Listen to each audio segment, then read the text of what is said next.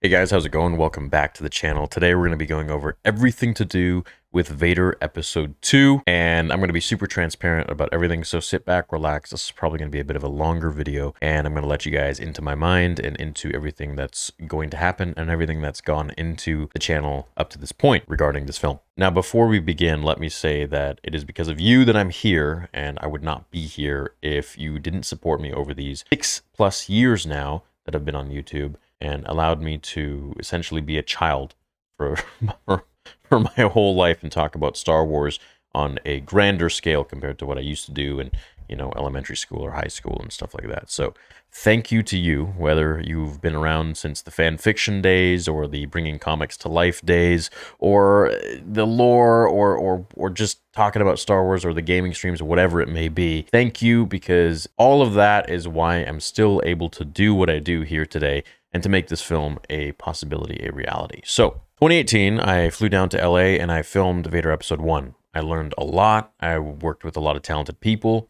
and I understood a basic level of understanding regarding what it takes to create a fan film live action. Now, the first episode cost me about $160,000. It was a beautiful experience. I'm really happy with the final product.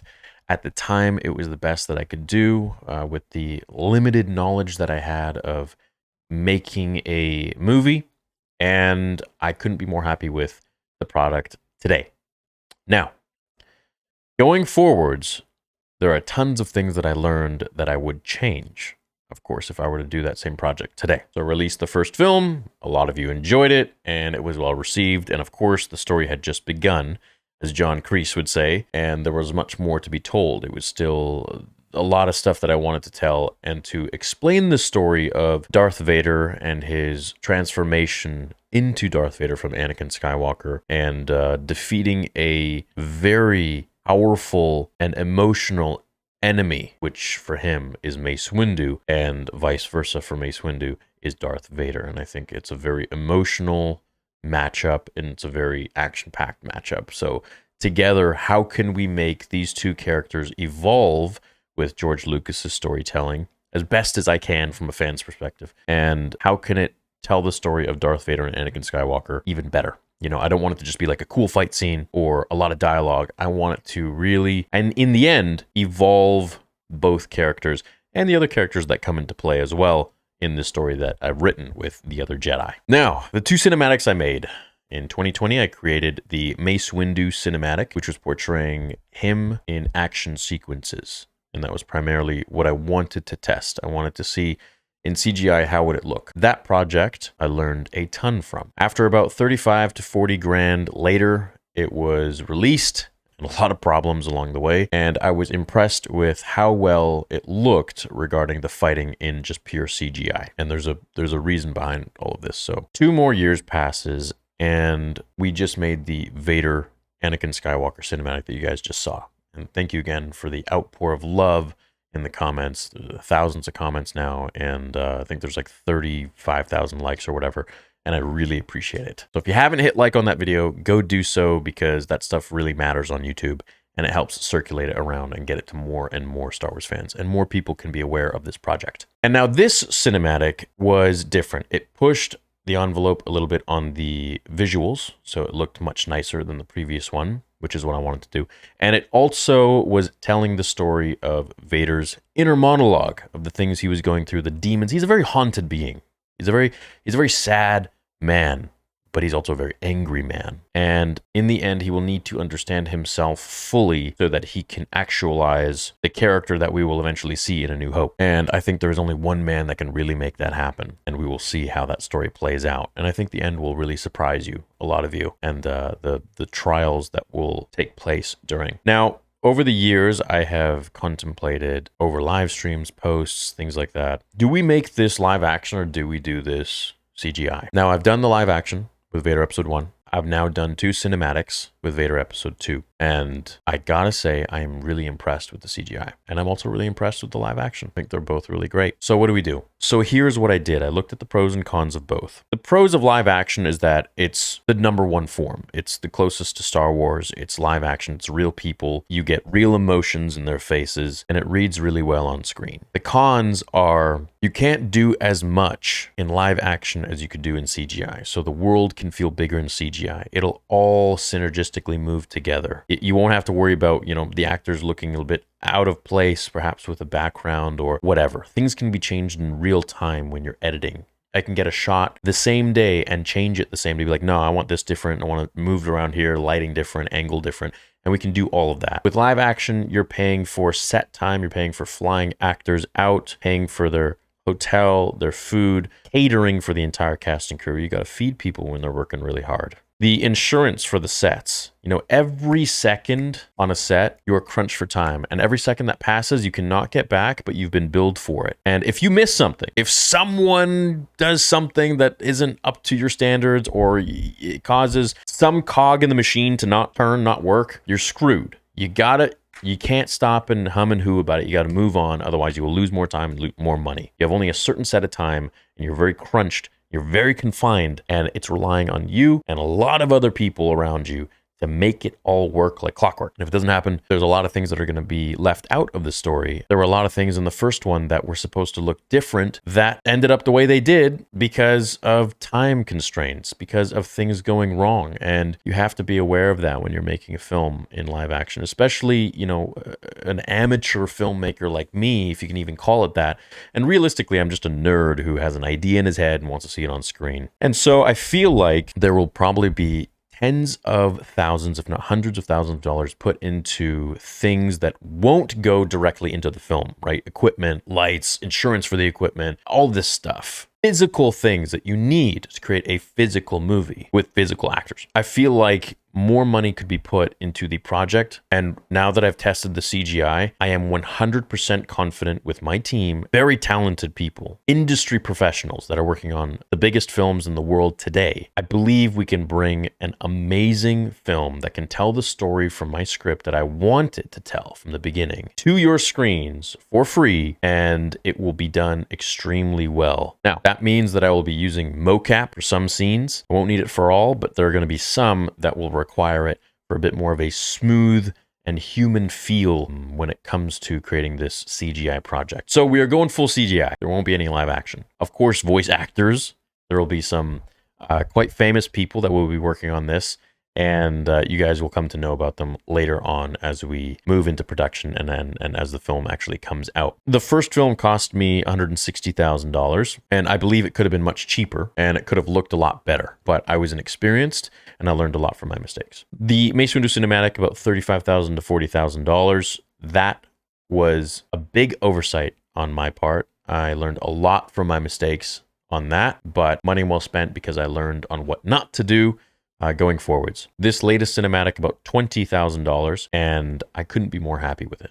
I think it's turned out really well, and we will actually create something higher in fidelity for the film. It will look better than this last one, which is saying a lot because the last one looked really crisp, looked really good. So we're going full CG, baby. It's going to look amazing. The story is going to be told really well. I believe it's going to read really well on screen, and I think that's one of the hardest things is being able to transfer and translate your story in your brain, how you see it. Because I see the movie right now in my head. I see it 100% in my head, and it looks freaking sweet. Now, the problem is to translate that onto screen so that it reads the same for people who are watching it for the first time, because I know what's going on. I wrote the thing. I know what's going on. I know how it's supposed to look. I know all the camera angles and what the characters are supposed to look like, supposed to say, their positions, their everything. And in order to have that level of control, I think CGI is the way to go. And when it comes down to certain specific scenes that I'm not going to talk about, there will be mocap required. This film will cost about $500,000, so $500,000. It will take me probably 2 years. So you guys are looking at 2024, maybe 2025 release, or I could do a Vader Episode 2, which will be cut in half, release in like a year or so,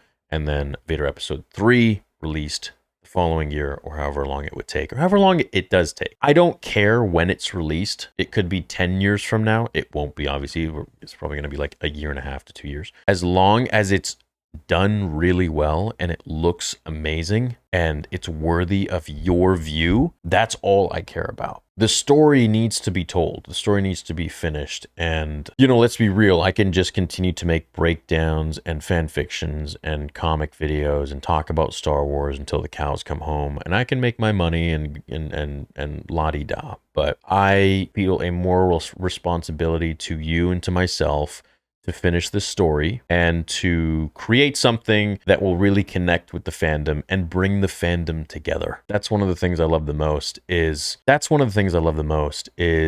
having the fandom rejoice over something that they unanimously enjoyed. Now, with the first one, I did it brings a smile to my face, a theater premiere. I rented out a theater, and it was free for everyone who went in there, and there was lines around the block. It was amazing. I remember it. It was super cool. And meeting all of you in person was, for me, an unbelievable experience because I read you guys' comments, but seeing you in person and shaking your hands, hugging you, looking you guys in the eyes, hearing your story about how Star Wars has changed your life, how my videos have impacted you in your life, made all of this worth it. And that human connection is what I'm seeking, and that's why I want to have another premiere for this film. You know, hopefully everything in the world will be great at that point, and everything's fully operational. I did one in Los Angeles, and I would like to do one this time in New York City. A lot of you guys are from New York, a lot of my viewers. My two biggest cities in the whole entire world are Los Angeles and New York. I mean, top 5 countries would be United States, United Kingdom, Australia, Canada, and I think Germany. And I mean, it's spread all over the globe. You guys are literally all, I mean, the channel has over 1 billion views thanks to you. Over 1 billion people. Probably a lot of the same people watch many different videos, but that's a lot of people. You know, it's a lot of views. And there's a lot of you out there. And I would love to connect with you guys in different ways. And I think, you know, the premiere for Vader Episode 2, and if we do, you know, if we cut it in half and do Vader Episode 3, I think it would be pretty sweet too. But the goal is to do it in Vader Episode 2, do it all in one shot. And I would love to do a premiere in New York City, somewhere in New York at a nice theater, and then hop on a plane and that night, you know, go do another premiere in California. I think that would be pretty fun. So that's kind of my goal. That's what I would like to do. But, you know, at the end of the day, it's going to be released on YouTube anyways. So you guys will get it regardless of where you are in the world. So we have now begun production. We've been in pre-production for a little while now, but we are, I guess we could say pre-production, sure. The next step is to hire a storyboard artist and go from there. But the script is done. It is unbelievably beautiful. And I hate guys that like frickin' boast or toot their own horn, but I have shown this script to several people already, and there's nothing to be changed. There's nothing, like, I can't think of it. I've been going over the script for 4 years now, back and forth, deleting things, adding things, and changing things, moving things around. It is freaking sweet, dude. It is so cool. There is so much action fighting, and there is so much character development of so many of the different characters in this movie, in this script, that I am mind blown. Like, I am so excited to make this happen, and I have never felt more alive. So on we go to make this thing a reality. And all I ask from you is to continue to support the channel just by watching videos. Just by watching and enjoying the content is how I make my money. Of course, merch and all that helps, and super chats and memberships. So if you want to become a member of the channel, now is the time. 99 cents a month. You'll get exclusive content every week about Vader Episode 2, about other stuff to do with the channel, and you'll be supporting me to make all of these projects possible. This is all my own money. You know, I'm not a big company. It's just me.